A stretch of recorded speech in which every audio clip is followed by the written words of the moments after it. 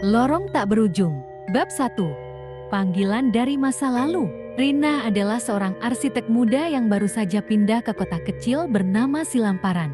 Kota itu tampak tenang, dikelilingi hutan pinus dan danau berkabut. Ia mendapat proyek renovasi sebuah bangunan tua, peninggalan kolonial yang akan dijadikan hotel butik. Bangunan itu terletak di pinggiran kota, dikelilingi pagar besi berkarat dan taman liar yang sudah lama tak terurus. Bangunan itu dulunya adalah sanatorium tempat perawatan pasien gangguan jiwa pada masa penjajahan.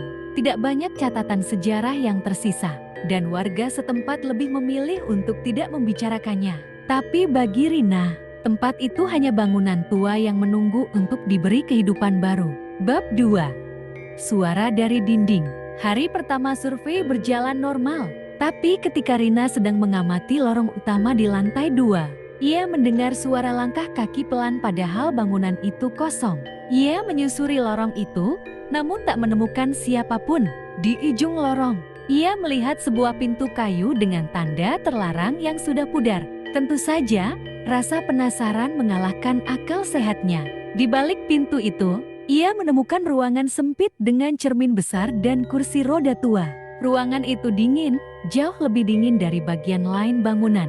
Saat ia mendekat ke cermin, sekelebat bayangan tampak di belakangnya. Tapi ketika ia berbalik, tak ada apapun di sana kecuali bekas goresan di dinding.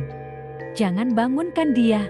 Bab 3. Lorong yang tidak pernah sama. Semakin sering Rina datang, semakin aneh perilaku bangunan itu. Lorong-lorong berubah posisi. Pintu yang tadinya mengarah ke kamar mandi, kini membuka ke ruangan gelap tak berujung. Rina mencatat tata letak setiap kali ia datang, dan mendapati bahwa bangunan itu seperti hidup mengganti dirinya setiap malam. Ia mulai bermimpi buruk, sosok wanita tua duduk di kursi roda, menatapnya dari cermin. Suara-suara berbisik memanggil namanya saat ia mencoba tidur. Suatu malam, ia mendapati ponselnya merekam sendiri selama berjam-jam. Saat ditonton, rekaman itu hanya menampilkan lorong kosong. Hingga menit terakhir, ketika suara lirih berkata, "Kamu sudah terlalu dalam." Bab 4. Penghuni lorong. Rina mencari tahu lebih dalam tentang sejarah bangunan itu. Dari arsip kuno yang nyaris terbakar, ia menemukan catatan dokter yang bekerja di sana. Ada satu nama yang berulang, Dr. Adi Wiratmo. Ia dikenal melakukan praktik eksperimental pada pasien, percaya bahwa penderitaan bisa memurnikan jiwa.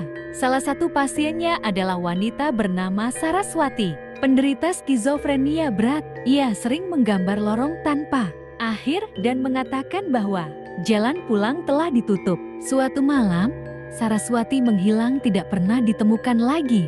Sejak itu, semua pasien mulai melukis gambar yang sama, lorong hitam dengan mata di setiap sisi dinding. Bab 5. Tidak ada jalan keluar. Suatu malam, Rina memutuskan untuk merekam perjalanannya menyusuri lorong yang berubah-ubah. Ia menyalakan kamera dan mulai berjalan. Tapi setelah beberapa menit, ia mulai menyadari sesuatu. Ia tidak bisa kembali. Pintu-pintu tertutup di belakangnya dan lorong terus memanjang.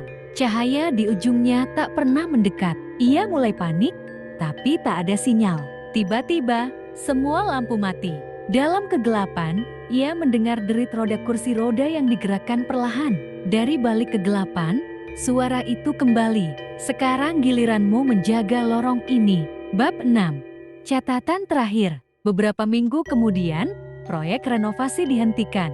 Rina menghilang tanpa jejak. Polisi hanya menemukan catatan kecil di dalam ruang bawah tanah bangunan itu. Dengan tulisan tangannya, "Lorong itu tak pernah berujung.